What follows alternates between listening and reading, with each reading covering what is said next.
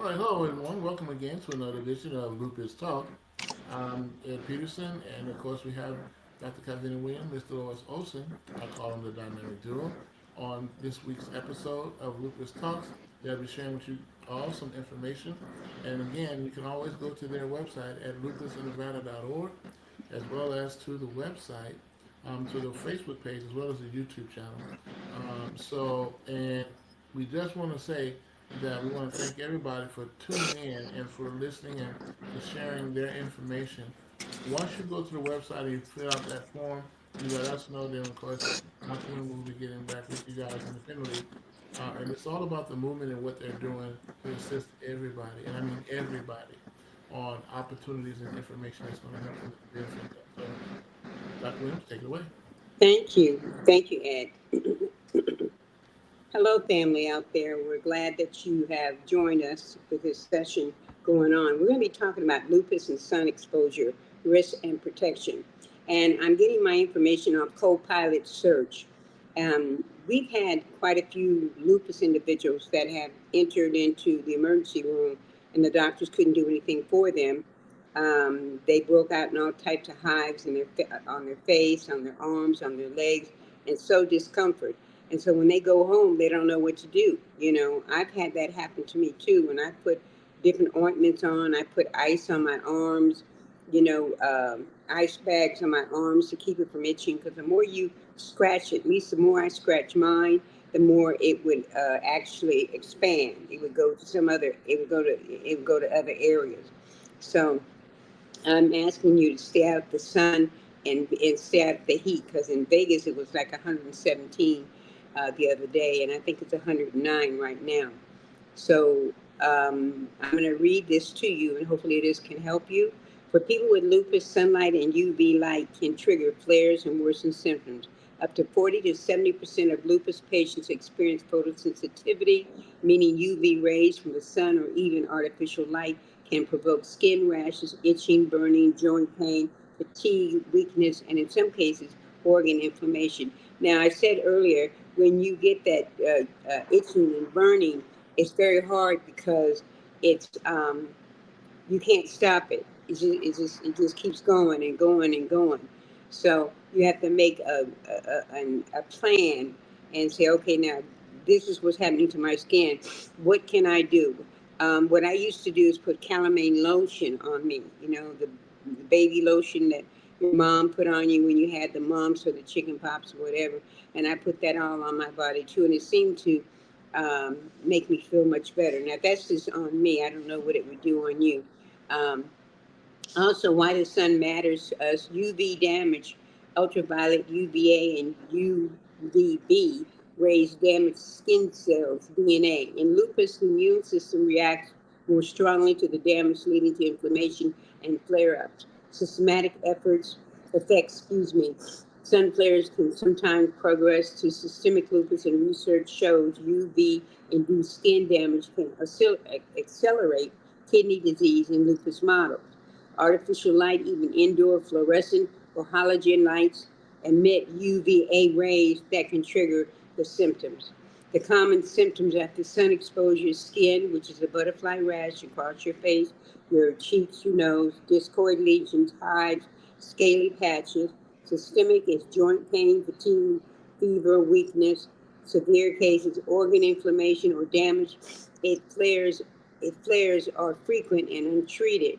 Now, I go back to joint pain fatigue. I was on the air the other day, Saturday, doing the lupus inspirational service, and I had to keep my head down, keep reading, because when I raised my head, it felt like I was going to pass out. That's how dizzy I was. It just went, whatever happened. I had been outside, and I shouldn't have went outside, and that's what happened. It just all of a sudden came up on me. Now, the sun protection strategies, and I'm going to have Dolores come in on this too. Avoid peak UV hours. Stay out of direct sun between 10 a.m. and 4 p.m., even on cloudy days. Protective clothing. Wear lightly woven dark colored long sleeve shirts, long pants, and wide brim hats. Dolores, do you do that when you go out in the sun? I will wear definitely if it's real hot. I will at least have like a hat on, a white hat on to keep shaded more. Mm-hmm. And then they also had these ones too that has built-in fans in them, and Oh they're yeah. white Oh ones too. yeah. So those are really good too. And they have some that has mist fans in it Mm-hmm. also. Mm-hmm. And so that keep you cool during those times. And those are really good to invest. They're really cute too. I have seen them online, and so they're really really cute. And What that's about the good. What about the sunscreen? Because I have problems with sunscreen. You go to the store and buy some sunscreen for our skin. It's white. It's not for the color of our skin. We have problems with that, and then you have a hard time trying to take it off. I know what they said SPF 30, 30 plus, recommended SPF 70, but when we apply it says reapply every 2 hours. We get caked on a white maze on our body. Do you have any suggestions with that, with the sunscreen lotion that you Oh use? yeah, do your research. The ones that I suggest is get the non-toxic ones because see, those non-toxic ones, that has no chemicals because some of them have chemicals. And that's probably that resist that that resonance, at least Mm-hmm. that resonance and stuff. So Mm-hmm. yeah, invest in getting that. I mean, it may be a little bit more pricier, but it's more better for your skin because some of them has been known to Mm-hmm. have. They said, oh yeah, it could fight this and fight that from the sun, but they found that it had chemicals. So you got to really be careful on your sunscreens. Mm-hmm. Just do Mm-hmm. your research in that. Mm-hmm. Because I know indoor protective closed blinds, and I have my blinds closed. I usually have them open over here by the computer, but window films and consider UV filters for light. Because that bothers me because the light just pours on in. They said shade and barriers, use umbrellas, canopies, or trees without doors. But when we are outdoors and the heat hits us, we actually get hives too. At least I can say I do. Even if I'm out of sunlight, if the heat is so hot, I will I will have hives that develop on my body, my legs, my arms, and whatever. And so we've got to be very careful. When we do health fairs, we have to do them inside. If we're invited to a health fair, it has to be inside. And I always request that because we can't hit that heat. They also say the takeaways. Uh, Lupus patients should treat sun exposure as a major flare trigger. Uh, Constant layered protection, clothing, sunscreen, shade, and indoor UV reduction. Now, you can't stay in the house all day, so what do, Dolores? What do? You can't stay in the house all day. You have bills to Well, pay, places to go, people to see. What do? Well, the best thing, if you have to go take care of your business that you need to do, just make sure that you're protected in your skin and that, especially for the hives and stuff, if you get that heat, and for those heat bumps and stuff, heat rashes and stuff. So just go do what you need to do, and then just come on back if you have to. If or if they have hours that maybe let's say some of them probably said it closed at 5 o'clock. Try to Mm-hmm. go a little later during the day, Mm-hmm. or try to hit it early in the morning before the heat, even gets there, and that'll be Mm-hmm. even better if Mm-hmm. you can hit it real early in the morning. I mean, some people not may not do early mornings. Like I used to have that T-shirt that says I don't do mornings, like that. And so there's some people that don't do mornings, you know. But that'll be the best to help you with knowing that it's high temperature heat because there's a Mm-hmm. lot. Like Arizona gets twice as hot Oh, than absolutely. woo.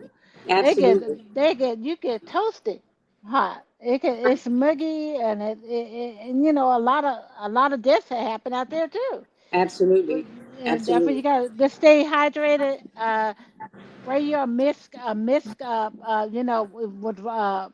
with some water and some ice, And to those get it more cold. cooling stations too. For those who don't Cooling have it, cooling station. stations are important. Mm. And How do if there's not any around, those little mist bottles would be good too. Just put them with some, with some ice in it, with some water to yeah? spray. I would always have crushed ice with me in one of my water canisters, But I want to ask you, how does nutrition play a part in this in the summer heat for those of us who have autoimmune disorders? How does that play? Yeah, it's very important that one thing in the summertime and stuff, or any type of season, you want to make sure that you're eating healthy, and like watermelon's good, like we had mentioned before, it's Yes, really yes. good too. A lot, melons because they have water, they Mhm, contain water. mhm, A lot of melons, things that's juicy, oranges if you can have it. Some people can't have oranges, mhm, it depends on your condition. And so, mhm. and then you make sure you can have it all nice and cold, and so that kind of cool you down too. But watermelon, yeah, watermelon, jump on that, get them nice and cold, and that'd be good. That's a nice treat. Yeah, that's what we have. That's exactly what we have in the refrigerator. What about what's your suggestion with actually beverages? What recommendations would you tell the people in terms of beverages? Because a lot of people drink a lot of Coca Cola, a lot of people drink a lot of Pepsi, and I'm not advertising for them. I'm just saying what I see. Um, how would you not? What would you tell them not to drink that and drink water, water, water, or what? Or some kind of fruit juice. Alkaline water is good Mm-hmm. because that keeps you hydrated. You gotta Mm-hmm. make sure you have electrolytes in the water. Because if you could be drinking water and water, water, of course you need water, but you're still feeling dehydrated. Sometimes you Mm-hmm. need the Mm-hmm. alkaline, Mm-hmm. and that What about? alkaline water will help you. Just like if you had a fever, you get some alkaline water over Gatorade, right? It'll drop Mm-hmm. down that fever. Mm-hmm. I was reading here and it said something about what about the Epsom salt baths? Would you suggest them with the skin rashes to get into? Because I did the Epsom salt baths, to help them with that itch, or that their aloe vera gel, coconut oil diluted in tea tree oil can promote healing. Is that something that you would do? Is that a typical thing? What they should do?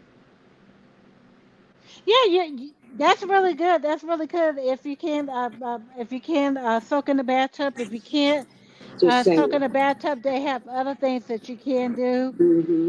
They Mm-hmm. have these like wipe down things that has certain stuff in it that you can get out there to kind of Mm-hmm. help with that problem too. Because some people can't get in the bathtub because it's hard for them to get out. Absolutely. But if you can, that would be really good to soak your body in that because it can take out, and that's really because it detox the body. So, Mm-hmm. but if you don't, they do have wipes out there that detox the body too. That you really can wipe it down to detox the body, and you can feel your you can feel the pores opening, Yeah. after. They say the doctors are likely to prescribe creams, lotions, antihistamines for relief. They may also suggest cold compresses or other home remedies. That's what the doctors recommend. So they're going to say cold can help numbness, the inflamed area when you apply ice or cold water to a rash. It can help reduce swelling and inflammation and can stop itching almost immediately. Options to try include a cold compress, a damp cloth, or simple cold water for rashes that cover more of the body or the affected area that is difficult to cover with ice with an ice pack. They said fill an ice pack or plastic bag with ice, uh, dampen a cloth with cold water, place the cloth over your skin. Now, when I was traveling a lot, I had a lot of problems with my hives, and the stewardess they broke some ice up and gave it to me in a plastic bag, like, and covered it up so I could put it on my shoulder because that's where the hives were at, and I was just uncomfortable. So that's it. So if you're on the planes and something happens, let those stewardess know that you have a health problem, and do they have any ice in a bag that they can give you, that they can give them to cool down the itch. And Mhm. there's some other too. Pure shea butter is really good. Yeah, yeah, The pure and that helps with rashes too. yeah. And Oatmeal. you Yeah, know, oatmeal because of too. the antioxidant that Hmm. relieves skin itching, dryness, you know. And they said how to use oatmeal can be dissolved in a bath, can relieve itchiness. Fill your bathtub with warm water, mix 1 cup or pack of the oatmeal into the water, immerse yourself in the water, and soak for 15 to 30 minutes. Rinse off with lukewarm shower. Now, the problem with that is you have to, I have to use Drift, DREFT. That's baby, baby soap, because I'm allergic to all these other soaps. So if I get out of a, you know, oatmeal bath and I get under those sheets, I still feel things crawling on me and everything. So you have to watch the soap that you use, washing your clothes. Did you have issues like that? Or do you have a special soap that you use, Dolores?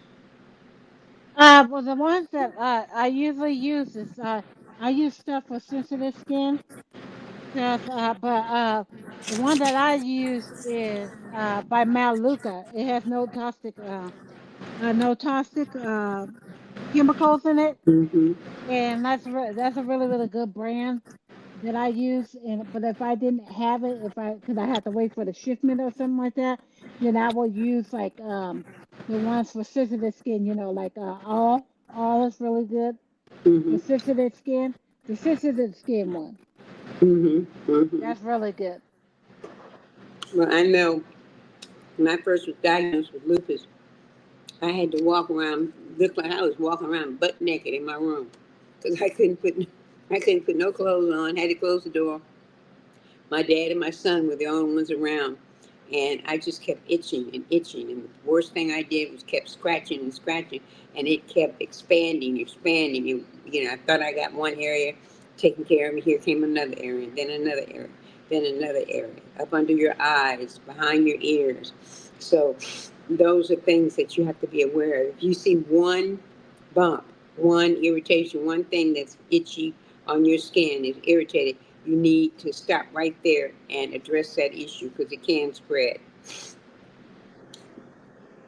And it said also it's possible to be allergic to aloe vera. So some people are allergic to aloe vera. Is there any other product that they could go to if they're allergic to aloe vera? There Um, should be some other ones out there, because yeah, because sometimes because of Coconut the oil, plant. coconut oil. Yeah, coconut oil is really good. Yeah. Shea butter, that's like I said, shea butter too. Uh huh. Hmm. 100% shea butter. Yeah, because it Yeah. Hmm. moistens the skin and the scalp, and it can apply all over the body or on the itchy areas. Now, when I went to go get my hair braided, I made sure that my hair, I didn't add anything to it. That she didn't do it tight, because if you do it too tight, the follicles, your hair can, come out.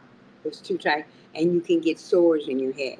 So anytime I get my hair braided every 3 months, just to be sure it's moisturized and all of that, I get it braided very, very, very loose, because that's what happens to me. So, and that works for me. You know, they go on to say that unprocessed coconut oil is the best. I use that too because it keeps the antioxidant and the properties in there. People allergic to coconut should test it first uh, in one spot in the inner arm to see if there's no reaction. Now, that tea tree oil is good for everything because I would use that, and that would relieve like an antiseptic. It would relieve my anti-inflammatory itch. Have you had that? Have you used that before? Yeah, I use these white things for my eye, and it has tea tree oil in it. And that's Uh-huh. really, really good for a lot of things. Tea tree oil, you would believe in some of your, if you get some products, where you wash your hair, some of them has tea tree oil in Mm-hmm. it. Mm-hmm. Some are the real good products. So the one that I have has the rosemary, and I think it has tea tree oil in it too, Mm-hmm. and like that. But that's really really good because it's good for a lot of things too. Itchy scalp too, Mm-hmm. Mm-hmm. and any itch too. Tea tree oil is really good. Yeah. Um, I have some of that in my cabinet. Now let's go to baking soda, which is an old household remedy for itchy skin, such as rashes, poison ivy, and bug bites. It's even been shown to be effective in relieving inflammation related to paralysis. And they said this may be because baking soda's chemical makeup acts as a buffer, keeping solutions in stable acid alkaline balance. For this reason, baking soda may smooth your skin, balance its pH. I noticed when I first was diagnosed with lupus, I would put baking soda patches all on my arms. You know what I'm saying? Like a paste. I would paste that all on my arms to relieve the itch, and it relieved it. But when it dried up, it fell off. But while I was standing still, sitting still, I could put that on my arms, and it did relieve it for that amount of time. Have you used baking soda for if you go? You said you go out in the sun. You told me before, and you come back with little red bumps on your arms and everything. Is that still happening? Um, it depends on the temperature of how hot it is out Mm-hmm. there. If it's really really hot, yeah, I gotta be careful because I noticed when I went out to Las Vegas last time. That's why I broke out into the red bumps. They look like hives Oh right yeah. there. And so it depends how hot it is. If it's 90 something, I just make sure that I just, make sure that I keep my arms protected Mm-hmm. and that Mm-hmm. because it's just, so I won't break out to a heat rash. But then Absolutely. it, then it looks like I have acne, Yeah, you you better know. bring some if you come out this way for my birthday. You better bring. You better Yeah. bring because you're gonna have some issues. What about the apple cider vinegar? They said for centuries that's an old remedy for skin and other ailments. I think that's good because it's inflammatory. It's vinegar affected common inflammation causing bacteria E. coli S. The study also found that in laboratory cultures, apple cider vinegar was extremely effective in limiting, those rashes that produce inflammation. We use that all the time. That's why you should have apple cider in your cabinet at all times. Oh yes, and also too, that's good for when you're soaking your feet with baking soda and apple cider Yeah, vinegar. yeah, yeah, It gets rid of all kinds of fungus and stuff, and it's really, really good. And it's yeah. supposed to be really relaxing. It relieves the itching scalp by applying it to full strength or dilute it a few times a week. But don't use it if you have cracked or bleeding skin on your scalp. If you Yeah. have those hives. You may also find relief in apple cider vinegar bath, and that's a vinegar bath that you can also take. That's say in here. Now again, this is just educational information for those of our listeners that are listening. These are the things that I'm reading off to you from Healthline that may be of some help to you. And I said, the more knowledge, the more information, the more knowledge, the more you know what to do with your body. Knowledge is power, and that's what I say. Knowledge is power. Epsom salt or Dead Sea salt. I have that in my cabinet now. Magnesium sulfite has traditionally been used to smooth muscles, aches, and pains. And it says magnesium salts may help improve the skin barrier function, help the skin retain moisture, and reduce inflammation through the mechanism. And though the mechanism isn't fully understood, they said take 2 cups of Epsom salt or Dead Sea salt to a warm tub. And you have to consult your doctor for the amount that you want to put in it. You just don't go jump in there and do it yourself. Consult your doctor with any and all of this. And soak your body for 15 minutes. This is what I did for me. Rinse off after soaking, pat dry, and use a moisturizer. Now, I used to rub it off me. You don't do that. If your skin is already attacked with that inflammation, you have to pat yourself dry. You have to put moisturizer on you, and I would always stand under the fan, after I got out of the tub or the shower, because that cooled down my body. I didn't have to wipe anything on me or anything. Oh yeah, and you know what else is good too? It's Himalayan Himalayan salt salt. baths. Yeah, you can put it for your feet too. And Yeah, those are really, really, really good. yeah, yeah. Himalayan salt, because they said I'm allergic to St. John's wort. They give herbal remedies, evening primrose. I have that. I take that in a pill every night. Licorice, turmeric, lemon balm. I have that. Sage, rhubarb, and green tea. And I take the green tea. And it says how it works. They said such remedies to relieve itch depends on the herb. Some herbs can be distilled into essential oils that are commercially available alone or in preparations that can be used as skin lubricants as needed for moisturizing. Again, talk to your doctor about that and see if that's something you can do. Now, there's frequently asked question, what is the fastest way to get rid of a rash? And they go on to say it depends on its cause. In many cases, you can try home remedies, but in some, you may need medical treatment. I have a cream that my dermatologist had given me that's a little higher than the cream that's in the store, that if I start itching, I put it on there and it immediately stops. So if those of you don't have a dermatologist, you need to ask your doctor for one so they can look at the situation and help you along the way. And they go on to say is how long do rashes take to go away? One time, Dolores, I had my rash for 9 months. 9 months. That's when I first had lupus. I didn't know what to do with it. Certain things I would eat, I get more hives. Certain things I didn't know. I was so confused with this, and that was way back, you know, 26 years ago. They didn't know what to do with me in California. They said depending on the type of cause, it takes anywhere from a few days to a few weeks, or for it to clear. It takes longer than that because it did longer than that on me. It's especially important to see your doctor if your rash worsens. Now, they gave me cortisone shots too. They did. When I was working, I got cortisone shots 3 days before a big meeting. So I could go and make my presentation and wouldn't look like Elephant Man. Even though I love the movie and I love the Elephant Man, I'm just saying I didn't want to scare anyone because I was all wrapped up in scars and everything. So, you have any? Have you had that situation? Do you know anyone that has lupus that had these rashes, or just your cousin me?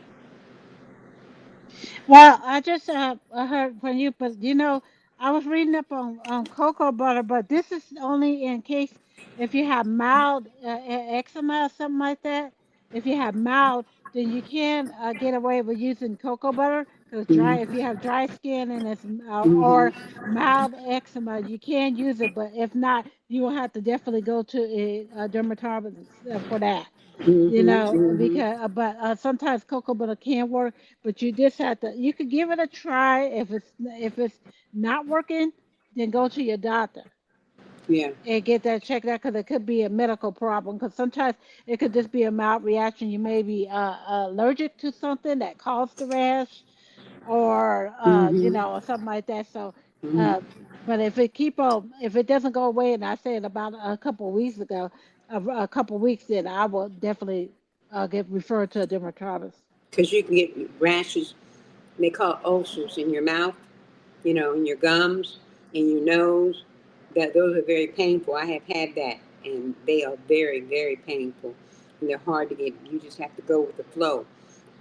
When I had rashes, ulcers, bumps in my under my lip, my mother used to say those were lie bumps, and I had told too many lies. And she messed with me like that, and I said, "Mother, I didn't tell any lies, but somebody told a lie because you got them bumps, them bumps in your mouth." Come to find out that down the road, I was beginning to get in the stages of lupus. Back then, when I was a teenager, certain things were happening to me that were in connection to lupus. So you take Listerine. I took Listerine and gargled my mouth, to burn it, so it would go down. I used to pop it, and that was the wrong thing to do because nothing but water came out of it, I think.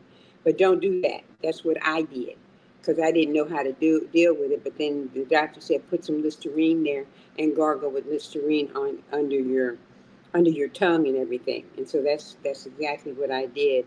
Um, to, get some kind of remedy for it, some kind of coolant for it. It's very important. All these things we're giving you for the rashes and for the hives and for what to do with information that you could look at and go back to your doctor. That is something good, to ask him with the bacon tea, tea tree oil, coconut oil, baking soda, aloe vera, apple cider vinegar, Epsom salt, plant oils, oatmeal bath cold. All these are good information. You can print it out on your computer. You can go in there and show them and say, hey, which one of these can help me? What can help me with my hives? Because hives get bad in the summertime. I don't know if our time is up. Dolores, if you have anything else to say, because it looks like it is 2:31 and Ed will be coming back on soon. Did you have any closing remarks? Yeah, and another two. On top of that too, when before you use the Listerine, you the gargle with the switch around salt water with sea Yeah, salt, like yeah. that, and then you use the Listerine, and that Okay. kind of will help to cool it down. Cause I used to have like a little round one in my on my cheek inside, Oh, and you that had helped. one too? Was that a lie Yeah. bump? Was that a lie bump? Okay. Ed's on now. He see me laughing. Ed, Yes, ma'am. Alrighty, you guys did great. Enjoyed the talk, and yeah, it's all about getting the right remedies for what you're ailing. So that's good talk that you guys have shared. So we want to thank everybody for this opportunity, as we always do every week. We try to get on and do the right thing and let you guys know what's going on. Again, but you can always go to the website at lupusnevada.org. It's available. Check us out. All the information, all the updated posts, and this video will be also posted there as well, so you guys can check it out, as well as on the Facebook page, Lupus in Nevada, and then on the YouTube channel. So I just want to thank you all for this opportunity. Last some final words, Dr. Williams. I just want people to like and subscribe to our channel. The more people that get involved with this information that we're giving, the better that we can serve you, because this is all about serving you and your needs with autoimmune diseases. And I thank God Yes, for ma'am. that. Yes, ma'am. Dolores. And always remember to know the difference between your rashes and that, and always let your doctor know what's going on. Write it in a diary. We always suggest you to write it down, to journal it, and then you could let them know what's going on, because sometimes they will know best what most rashes can last longer and why. Hmm. Yes. Yes, Amen. sir. Very important. Thank you very much. Okay, ladies and gentlemen, we'll see you guys again next week. You guys have a blessed afternoon, blessed evening, and keep the faith. And as always, keep building your dream. Talk to you later. Thank you. All right.